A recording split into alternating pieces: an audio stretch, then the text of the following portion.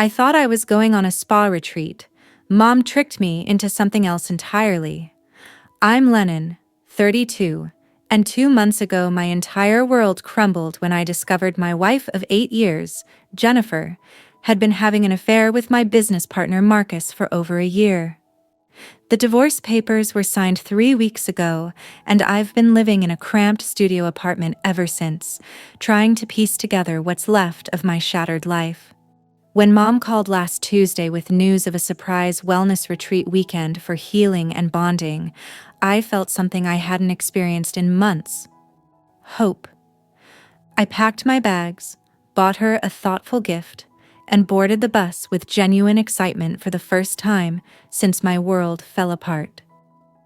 If you're already invested in this story, please hit that subscribe button and let me know in the comments where you're watching from.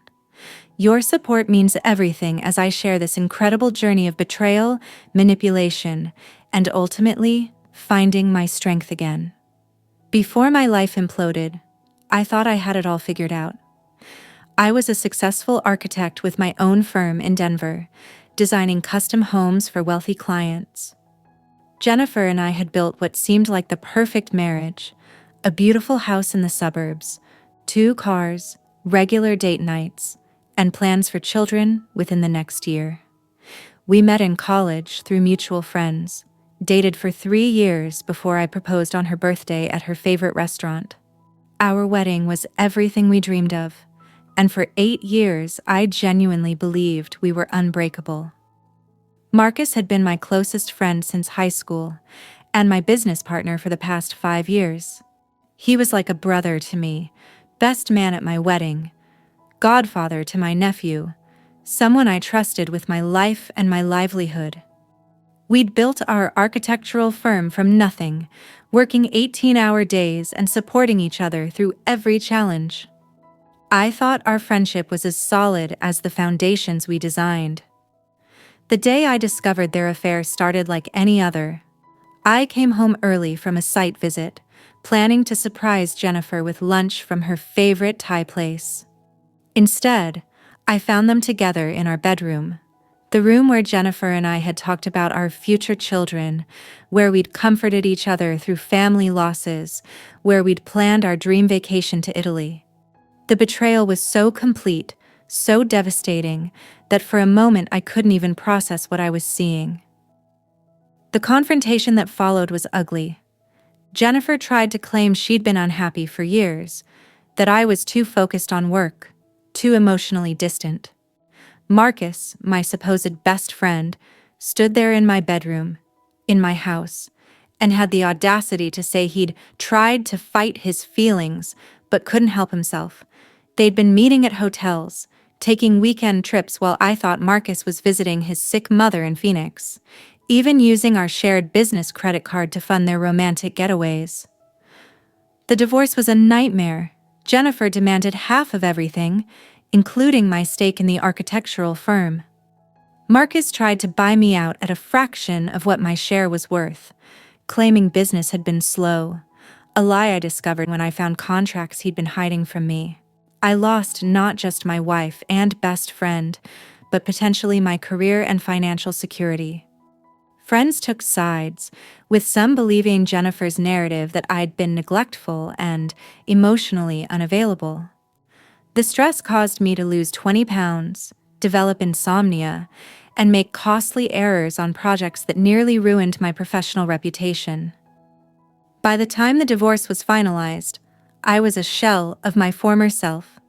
I'd moved into a studio apartment that I could barely afford, was fighting a legal battle to keep my business, and had started seeing a therapist to deal with the crushing depression and trust issues. Most days, I was just going through the motions of living without actually feeling alive. That's when Mom called.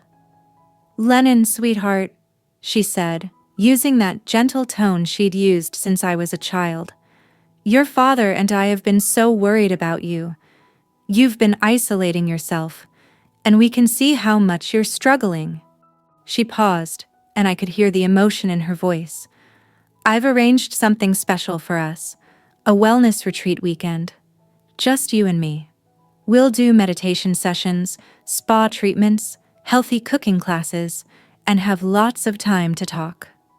I think it's exactly what you need right now. For the first time in months, I felt a flicker of genuine emotion, gratitude. Mom and I had always been close, but with the chaos of the divorce, I'd been keeping everyone at arm's length. The idea of getting away from my depressing apartment, from the constant reminders of my failed marriage and fractured friendship, sounded like exactly the lifeline I needed. "That sounds incredible, Mom," I said, surprised by the tears that welled up in my eyes. "Where is it?" "It's a beautiful resort in the mountains, about 2 hours from the city," she explained excitedly. "I've already made all the arrangements, booked our rooms, scheduled our activities, even planned our meals. All you have to do is meet me at the bus station on Friday at 3 p.m. Pack light, we can shop for anything you need when we get there." After we hung up, I sat in my small apartment and felt something I hadn't experienced since before the affair was discovered: anticipation. I immediately went to my closet and realized how few decent clothes I had left. Most of my wardrobe had been left behind when I moved out, and I'd been living in the same 3 work outfits and weekend clothes for months. I decided to use some of my dwindling savings to buy at least one nice outfit for our dinners at the resort. The next day, I went shopping for a gift for Mom. I found a beautiful jade bracelet that reminded me of one she'd admired years ago, along with a framed photo of us from my college graduation, one of the few family photos I'd managed to keep after the divorce. I wrapped them carefully and tucked them into my weekend bag, feeling more optimistic than I had in months. That night, I actually wrote in my journal for the first time since the divorce proceedings began. "Maybe this is the turning point," I wrote. "Maybe this weekend with Mom will help me remember who I was before Jennifer, before Marcus, before the divorce. I need to find that person again. The one who believed in himself, who trusted people, who could see a future worth living." I arranged for my downstairs neighbor to collect my mail and called my therapist to let her know I'd be taking a positive step toward healing. Dr. Peterson sounded genuinely pleased. She'd been encouraging me to reconnect with supportive family members for weeks. As I packed my bag Thursday night, I realized I was actually smiling. It was small, tentative, but real. The first genuine smile I could remember in months. The bus ride from Denver to what I thought was a mountain resort was just over 2 hours. I'd splurged on a premium seat, wanting this trip to feel special from start to finish. As we pulled away from the station, I watched the city skyline fade and felt a weight beginning to lift from my shoulders. Every mile put distance between me and the apartment that felt more like a prison than a home. Between me and the office, where I had to face the constant reminders of Marcus's betrayal. The landscape outside my window changed from urban sprawl to rolling hills, then to the foothills of the Rockies. Pine trees stretched as far as I could see, and the sky seemed bigger, cleaner somehow. I found myself mesmerized by the natural beauty. Such a stark contrast to the complicated mess my life had become. I texted Sarah, my sister, who had been my main source of support throughout the divorce. "On my way to a wellness retreat with Mom," I wrote. "Thanks for pushing me to accept help from family." Her response came quickly. "So proud of you. This is exactly what you need. Enjoy every minute, and don't talk about the divorce unless you want to." I smiled and put my phone away, pulling out a self-help book my therapist had recommended, Rebuilding After Betrayal, A Guide to Trust and Recovery. I'd been avoiding it for weeks, but something about the rocking motion of the bus and the distance from my everyday problems made it seem less daunting. I read several chapters, highlighting passages that resonated with my experience of betrayal and loss. As the bus continued into the mountains, I found myself daydreaming about the weekend ahead. Maybe Mom and I would get massages, something I'd never done but always been curious about. Perhaps we'd try meditation together. She'd been practicing for years, but I'd always been too skeptical. The idea of healthy cooking classes appealed to me too. I'd been living on takeout and frozen dinners since the divorce. Most of all, I looked forward to being with someone who knew me before I was Jennifer's husband, someone who could see past the broken, bitter man I'd become. I felt a surge of gratitude for my family. Despite keeping them somewhat at bay during the worst of the divorce, they'd never pushed too hard, just maintained a steady presence, waiting for me to be ready. Mom's wellness retreat invitation was perfectly timed, not too soon when I was still raw, but not so late that I'd become completely isolated. The bus driver announced we were 30 minutes from our destination. I freshened up in the tiny bathroom, ran a comb through my hair, and even applied some cologne I'd brought specially for the trip. Looking in the small mirror, I could see glimpses of the Lennon from before. Not quite the same, but not entirely gone either. When the bus pulled into what I expected to be a resort shuttle stop, I gathered my weekend bag and the carefully wrapped gifts for Mom. I stepped off the bus and immediately felt confused. We were at a regular bus station in what appeared to be a small mountain town, not a luxury resort. I scanned the area for Mom's familiar figure, her silver hair that she wore in a neat bob, her bright smile, maybe holding a sign from whatever retreat center we were attending. Instead, I spotted my brother-in-law Tom standing awkwardly near the station entrance. At first, I felt a pleasant surprise. Maybe the whole family was part of this wellness weekend.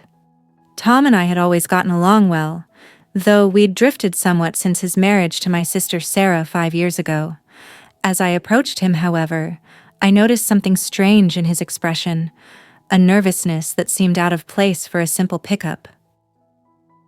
He kept shifting his weight from foot to foot, checking his watch, and looking around as if hoping to spot someone else. "Tom, what a surprise," I said, giving him a quick hug. "Is Mom parking the car?" He returned the hug stiffly. "Hey, Lennon, good to see you." He stepped back, and that's when I noticed what was behind him. A large SUV packed with camping gear, sleeping bags, and what appeared to be construction tools.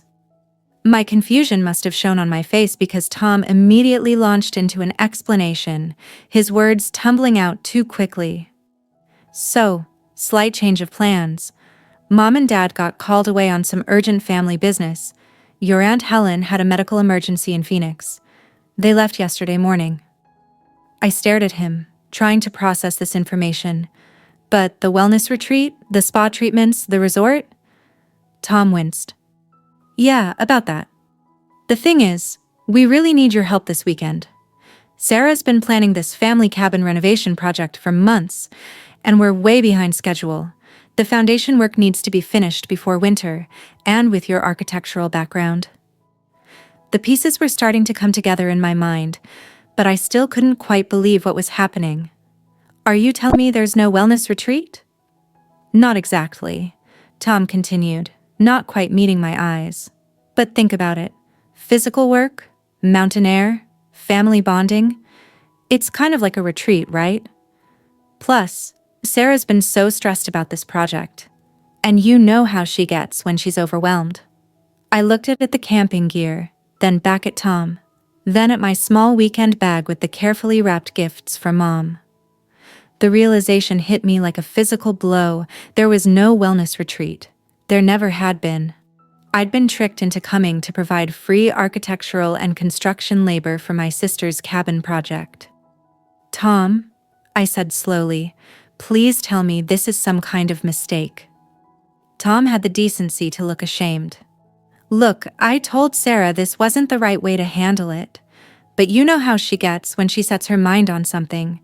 She's been panicking about this project for weeks, and when Mom mentioned you needed a distraction..." I pulled out my phone and immediately called my mother. It went straight to voicemail. I tried again with the same result, then texted, "What happened to our wellness retreat weekend?" No response. "She's probably still traveling," Tom said weakly. "You know how bad cell service can be on the highway." "And Sarah?" I asked, though I already knew the answer. I tried my sister's number and unsurprisingly got her voicemail too. Tom shifted uncomfortably. "She's already up at the cabin, getting things ready. She had to drive up early to meet with the contractor." This was unbelievable. My voice started to rise. So the whole healing weekend was just a lie to get me here to do free work? Not exactly. Tom hedged. Mom really was worried about you, and everyone thought this might be good for you. You know, staying busy, contributing to something positive, getting out of your head for a while. I laughed bitterly, and several nearby travelers glanced our way. So this is some kind of twisted therapy. Dump a major construction project on me without warning because it'll distract me from my problems? The physical work could be therapeutic, Tom offered weakly. And the mountain air really is supposed to be good for mental health. That's not the point, Tom, and you know it. I gestured to my weekend bag and dress clothes. How long have you all been planning this? Tom's hesitation told me everything I needed to know. They'd been planning this for a while, probably discussed it at the family dinner last Sunday. The one I'd been invited to but declined, because I wasn't ready for everyone's concerned looks and careful questions about how I was holding up. Did everyone know except me? I asked. It was Sarah's idea initially, Tom admitted. She's been so stressed about this cabin project, and when Mom mentioned you were struggling, Sarah thought it could work out for everyone. You'd get out of your apartment, do something constructive, and we'd get the help we desperately need. One of the things that made this betrayal so devastating was the casual way Tom presented it, as if my time, my emotional state, and my consent were all secondary to their convenience. Here I was, still reeling from the discovery that my wife and best friend had been making decisions about my life without me, and now my own family was doing the same thing. What about the resort reservation, the spa treatments, all the details Mom gave me? Tom looked even more uncomfortable. Sarah helped Mom come up with a convincing story. They figured if they told you the truth up front, you'd just make excuses not to come. Of course I would have said no, I snapped. I don't know anything about cabin renovation. I'm not emotionally equipped to handle a major construction project right now, and I didn't consent to spending my weekend doing manual labor. Look, Tom said, glancing at his watch. I really need to get back. Sarah's expecting us before dark, and there's a lot of work to do before the contractor shows up on Monday.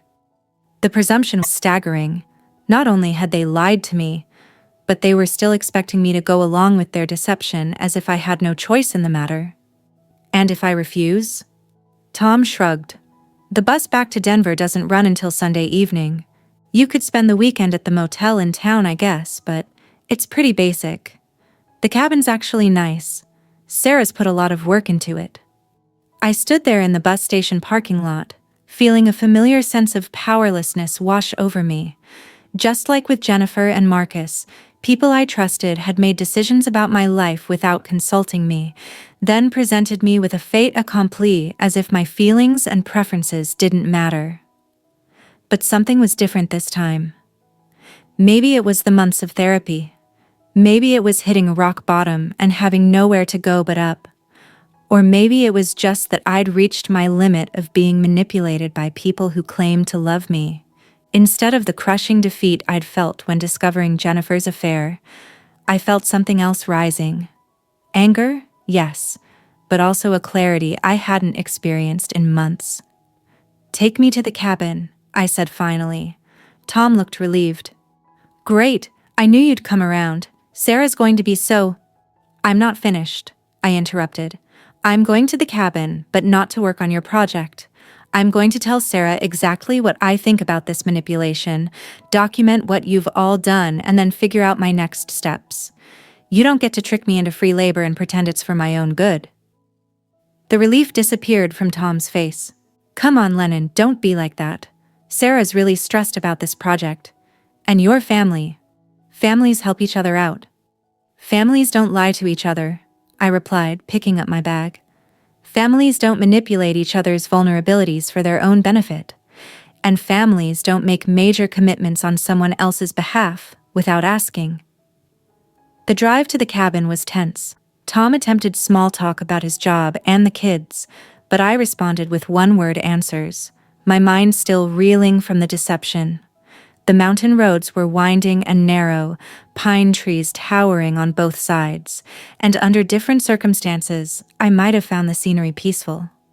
Instead, all I could think about was how my family had conspired to trick me, just like Jennifer and Marcus had conspired behind my back.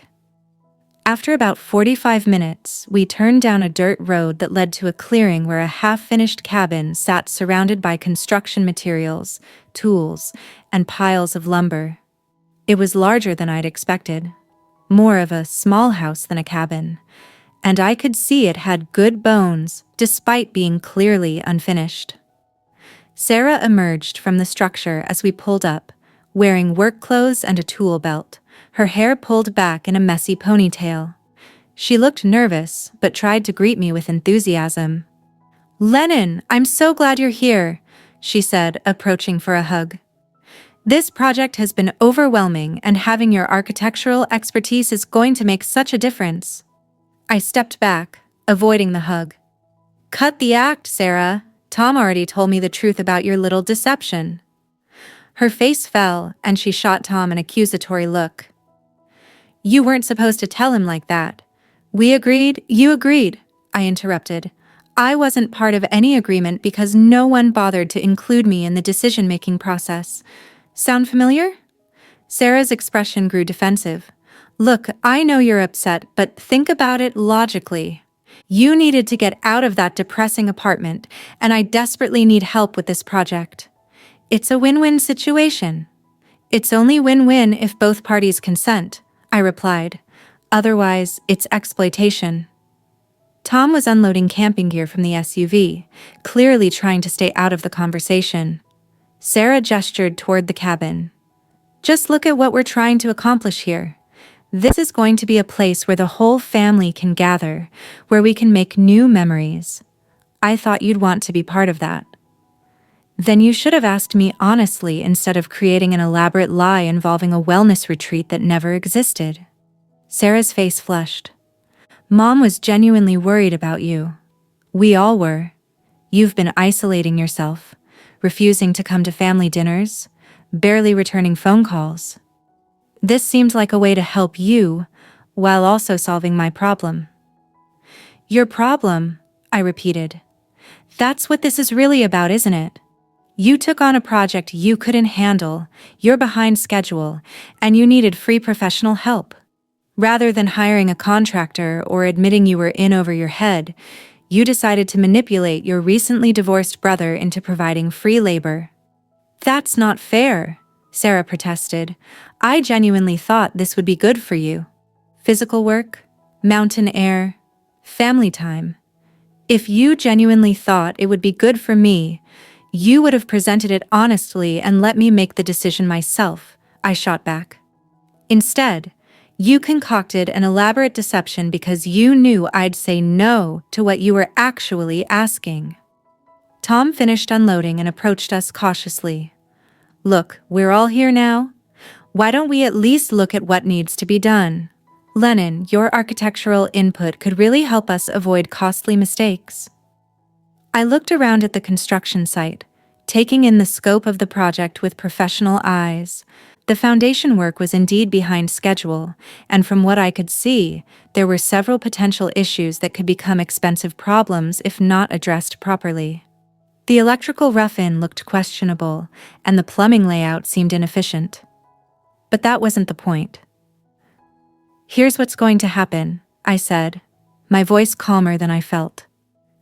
"I'm going to call Mom and Dad and tell them exactly what you've done. Then I'm going to document this entire situation.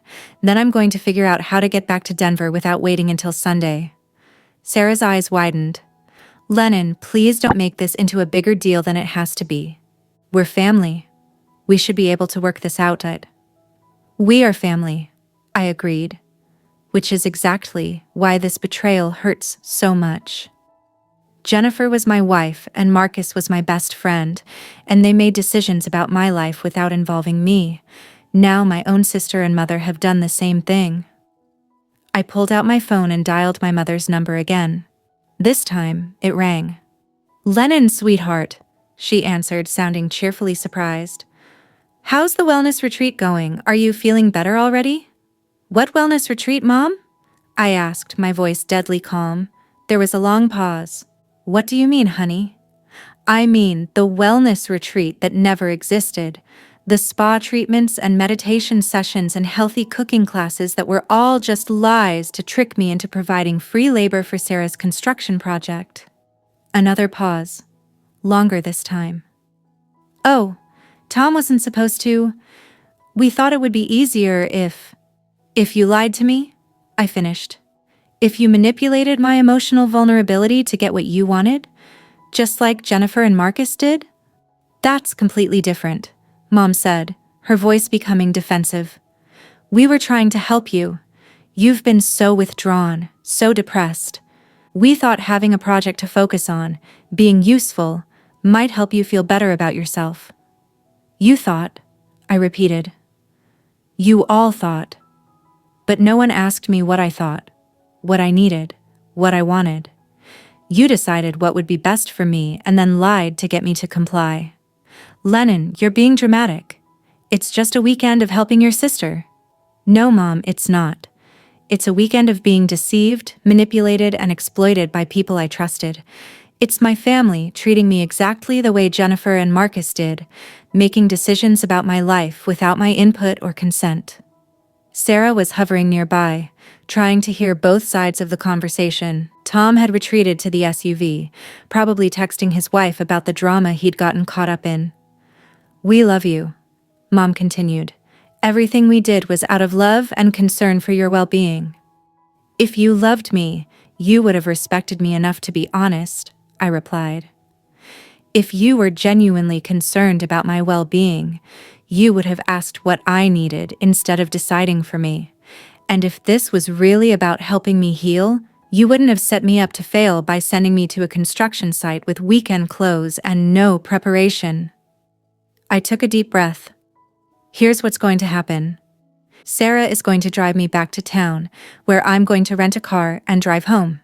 Then we're all going to have a serious conversation about respect and boundaries when you get back from wherever you actually are. Lennon, please don't leave, Mom pleaded. Sarah really does need help with this project, and it could be good for you to feel needed and useful again. I felt needed and useful in my marriage too, I said quietly. Right up until I discovered my wife and best friend had been making decisions about my life behind my back. The pattern looks awfully familiar, Mom. After I hung up, Sarah approached me with tears in her eyes. I never meant for it to be like this. I really did think it would help. But you knew I'd say no if you asked honestly, I pointed out, which means on some level you knew what you were doing was wrong. She nodded reluctantly. I was desperate. The contractor's coming Monday, and if the foundation isn't ready, it's going to cost thousands in delays. Tom and I have already stretched our budget to the limit. Then you should have hired professional help or asked for a loan, I replied, not tricked your emotionally vulnerable brother into free labor. Tom emerged from the SUV. What if we compromise? You help us identify the most critical issues. We hire professionals to fix them, and we cover your expenses for the weekend, plus pay you a consulting fee? I looked at both of them. My sister with tears streaming down her face, my brother-in-law looking genuinely remorseful, and felt the familiar tug of family obligation. They were in trouble. They needed help, and I did have the expertise to solve their problems. But that was exactly the kind of thinking that had gotten me into trouble before, always putting other people's needs ahead of my own, always being the reliable one who could be counted on to sacrifice for the greater good. It was the same pattern that had made me ignore the warning signs in my marriage, the same tendency that had let Marcus take advantage of our friendship. No, I said firmly, this isn't about money or compromise. This is about respect and honesty. You all decided what was best for me without including me in the decision. That's not how healthy relationships work. Sarah wiped her eyes. So you're just going to leave? Let us fail because we made a mistake in how we approached you? I'm going to leave because you lied to me and manipulated me, I corrected. The The consequences of that are not my responsibility to fix. The drive back to town was even more tense than the drive to the cabin. Sarah tried several times to restart the conversation, apologizing and explaining and pleading, but I'd reached a point of clarity that I hadn't experienced since before my divorce. I was done being the family fixer, done sacrificing my own needs and boundaries to accommodate other people's poor choices. At the car rental agency, I discovered there were no cars available until Monday due to a local festival. The clerk suggested I try the bus station for schedule changes, but when I called, I learned that the next bus to Denver wasn't until Sunday evening, as Tom had said. "There's a nice bed and breakfast in town," Sarah said quietly as we stood in the rental office. "I'll pay for your room if you want to stay the weekend. You don't have to come back to the cabin." I considered it. The alternative was spending 2 nights in what Tom had accurately described as a pretty basic motel, or swallowing my pride and going back to help with the cabin project. Neither option appealed to me. "Actually," I said, pulling out my phone, "I have a better idea." I called my buddy Jake, a contractor friend from Denver who owed me a favor from when I'd helped design his own house addition. After explaining the situation, he laughed. "So your family catfished you into a construction project? That's either really clever or really messed up, depending on your perspective." "Definitely the latter," I said. "But here's my question.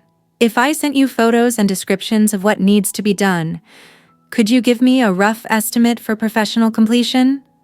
"Sure," Jake said. "Depending on the scope, I might even be able to get a crew up there Monday if they're willing to pay premium rates for short notice." After hanging up, I turned to Sarah. "Here's what I'm willing to do. I'll document the current state of the project, identify the critical issues, and connect you with a professional contractor who can finish the work. That's my contribution to the family cabin project. My professional expertise as a consultation, not my physical labor as a trick." Sarah looked like she wanted to argue, but something in my expression must have convinced her not to push. "What about tonight? The cabin has basic electricity and running water. You could stay there, and Tom and I will stay at the motel." "No," I said firmly. "I'll take the motel room. You and Tom can stay at your cabin and start figuring out how to properly budget for professional help." That evening, alone in the basic but clean motel room, I called my therapist's emergency line. Dr. Peterson listened as I explained the situation, occasionally asking clarifying questions. "How do you feel about how you handled it?" she asked when I finished. "Honestly, proud," I said, surprised by my own answer. For the first time since the divorce, I stood up for myself instead of just going along with what everyone else wanted. "That's significant progress, Lennon. What do you think enabled you to respond differently this time?" I thought about it. I think I recognized the pattern.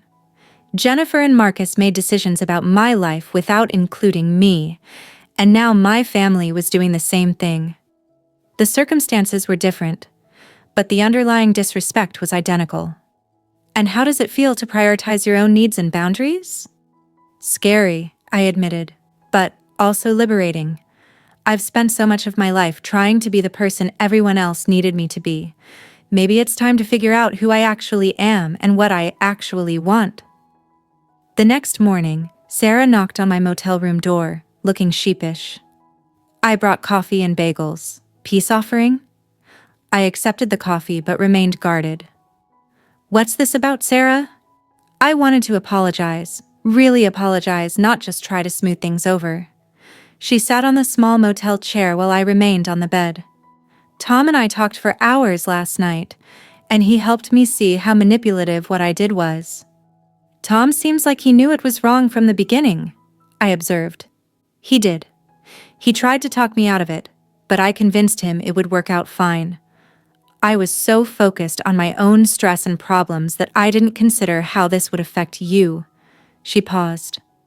"Especially after everything you've been through with Jennifer and Marcus."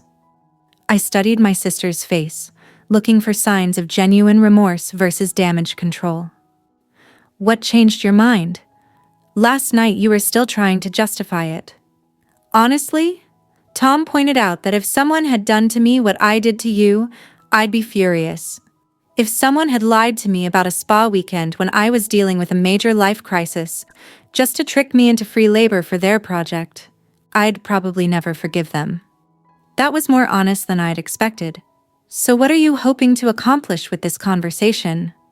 I want to make it right, Sarah said. Not just smooth it over or convince you to help with the cabin, but actually repair the damage I've done to our relationship. How? She took a deep breath. First, I want you to know that I take full responsibility. This was my idea. I convinced Mom to go along with it, and I manipulated the situation to get what I wanted. Second, I want to pay you for your time and consultation yesterday, even though I tricked you into being here. She pulled out an envelope. There's $500 here. It's not enough to compensate you for what I put you through, but it's what I can afford right now. I looked at the envelope but didn't take it. This isn't about money, Sarah. I know, but I also want to show you that I value your expertise and your time, even if I didn't act like it yesterday. She set the envelope on the small table between us. Third, I want to promise you that I will never again make plans involving you without asking your permission first. No family interventions, no surprise projects, no for your own good manipulations. And fourth? She looked surprised. Fourth? You said first and second and third. Usually there's a fourth. Sarah smiled slightly. The first genuine smile I'd seen from her since this whole mess started. Fourth, I want to ask if you'd be willing to help me understand why what I did was so harmful. I can see that it was wrong, but I don't think I fully grasp why it was so destructive.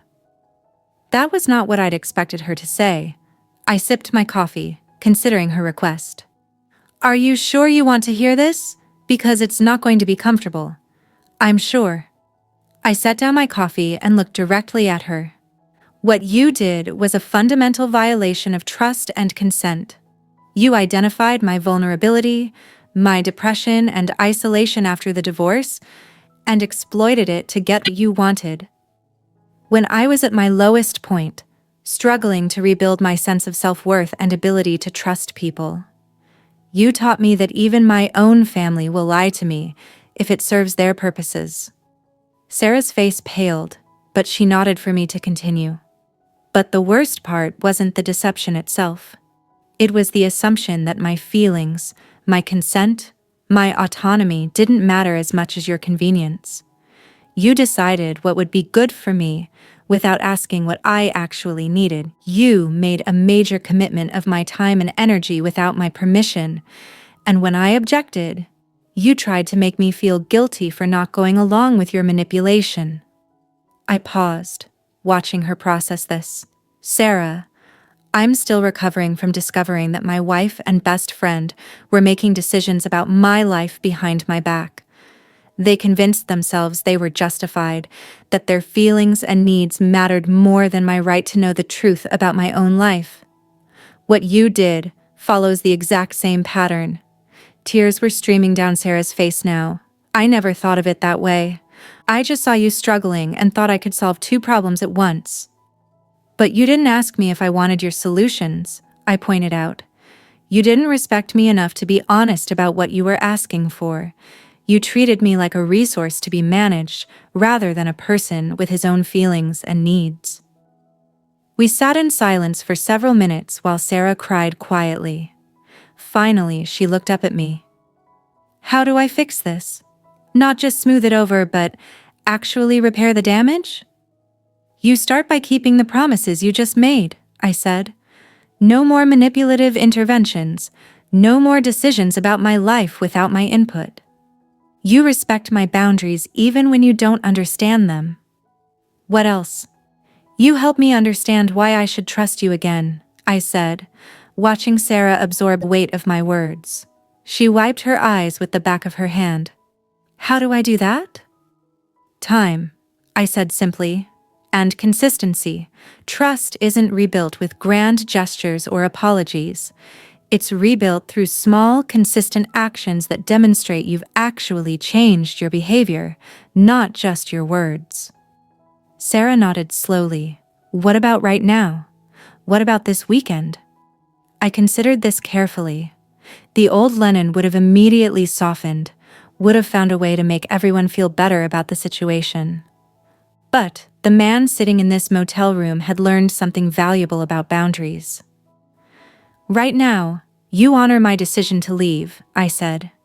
You don't try to convince me to stay and help with the cabin. You don't make this about your needs or your stress.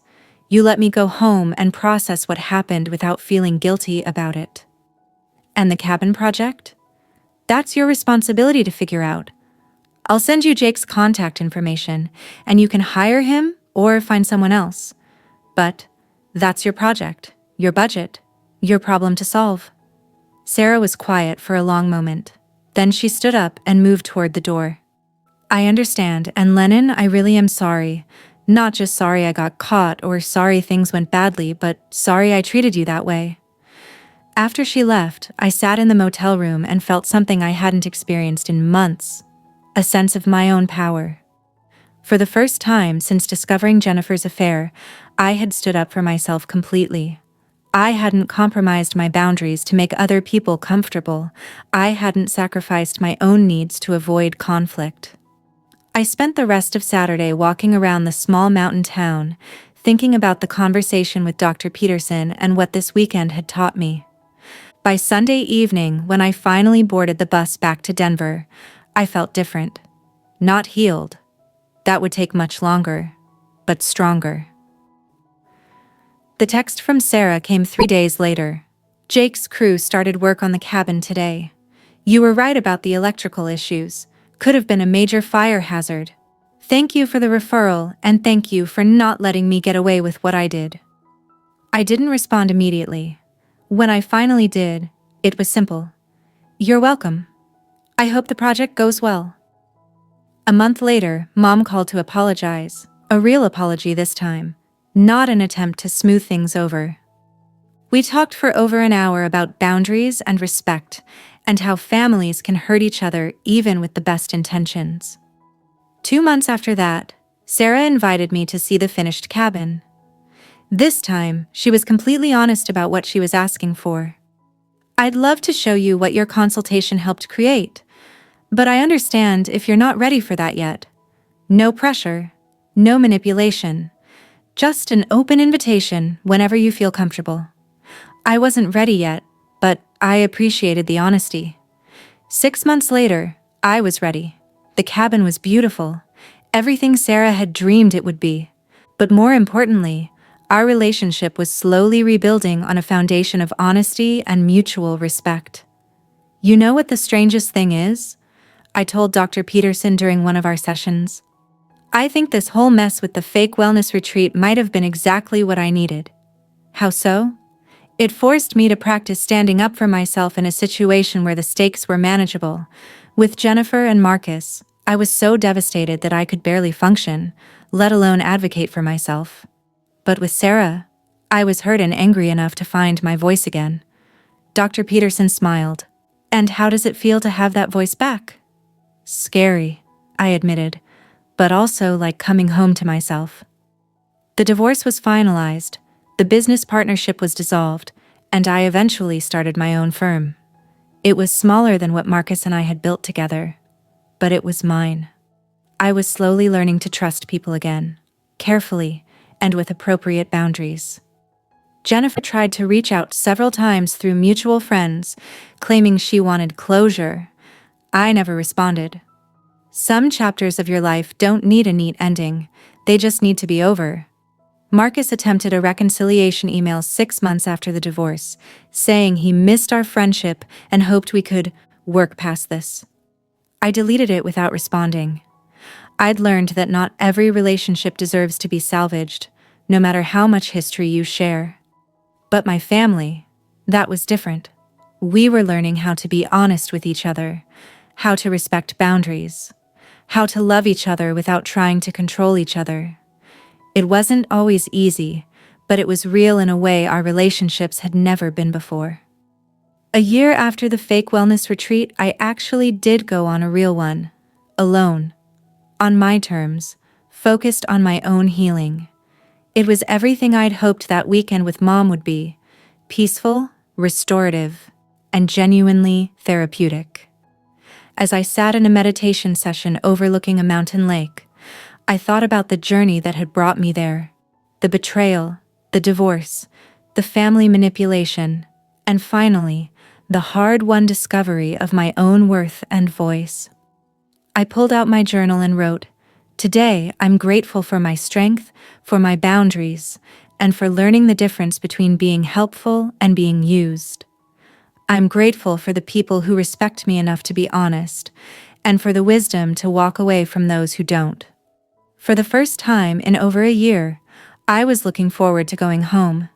Not to escape from something, but to return to a life I was actively building rather than just surviving. That evening, I called Sarah from the retreat center. "How's the real wellness retreat?" she asked, and I could hear the smile in her voice. "Perfect," I said. "Absolutely perfect." "I'm glad," she said quietly. "You deserve perfect weekends, honestly planned and freely chosen." "Yes," I agreed, watching the sunset over the mountains. "I do." 6 months later, I received a wedding invitation from Jennifer and Marcus. I threw it away without opening it fully, but not before I noticed they'd had the audacity to register for gifts at the same store where Jennifer and I had registered 8 years earlier. I felt nothing but mild amusement at their lack of imagination. That's when I knew I was finally, truly free. The end.